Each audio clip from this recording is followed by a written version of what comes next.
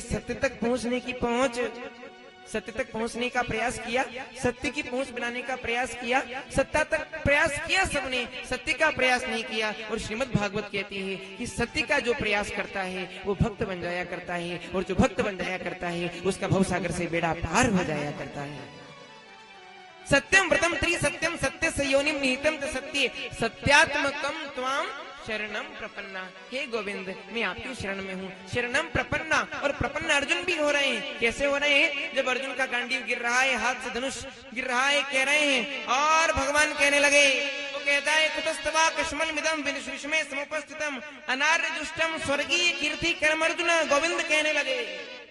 अर्जुन कहता है, ना ना ना ना, हे केशव, मेरे स्वजन, मेरे पुरजन, मेरे लोग, मेरे सगे, मेरे संबंधी, मेरे आत्मीय, जिन्होंने मुझे, मेरे गुरु, जिन्होंने मुझे पकड़ करके, उंगली पकड़ करके चलना सिखाया, उनके ऊपर मैं बाण चला दूं?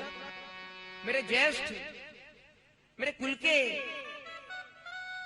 कहता है वो कपकपी माथे से श्वेद पसीना टप टप गिरने लगा, गांडीव गिर गया और आंख में आंसू आने लगे।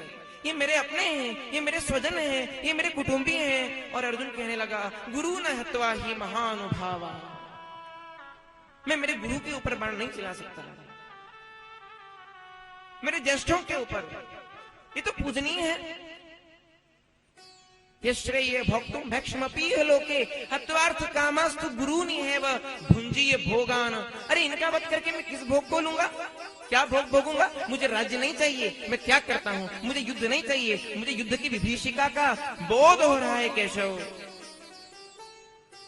मुझे हिंसा में रत मत कीजिए। तो गोविंद ने कहा, केशव ने कहा, बल याद दिलाया, आत्मबल याद दिलाया, क्योंकि एक बल है धन बल, एक बल है तन बल, एक बल है मनोबल, और सबसे बड़ा बल है वो आत्मबल है। बलम सर्वबलेभ्योऽपि सत्यमेवाति रिचते सत्यवान बल श्रेयान सबलात् सत्य विवर्जितात्। सबसे बड़ा कौन?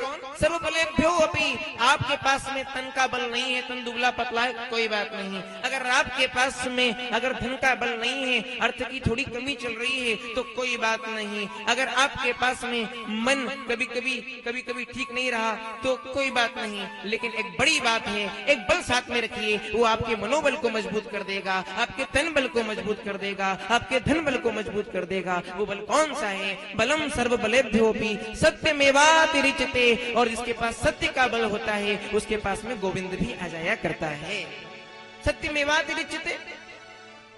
अर्जुन कहने लगा, है केशव, मैं युद्ध नहीं कर सकता। भगवान ने कहा, क्लेब्यम मा स्म गमा, ये क्लीबता, ये कायरता तेरे भीतर कैसे आ गई? स्म गमा पार्थ नेतत्व्योपपद्यते शौद्रम हृदय दौर्बल्यम। इस दुर्बलता को त्याग। हमें क्या करना है? जीव को शिव कैसे बनेगा? जब दुर्बलता को त्यागेगा, वासनाओं को त्यागेगा। हम हार जाते हैं, हम परिस्थितियों के सामने, वासनाओं के सामने, दुर्बलताओं के सामने, हमारी गलतियों के सामने एक आदत के अभ्यासी होकर के, एक आदत को बार बार दोहरा करके हम हार जाते हैं, अवसरों का सही उपयोग नहीं कर पाते, हम लक्ष्य को नहीं साध पाते।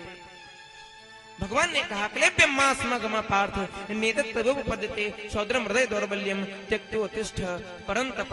और कृष्ण के बल से तब प्रताप बलनाथ अर्जुन उठ खड़े हुए, युद्ध में रत हो गए।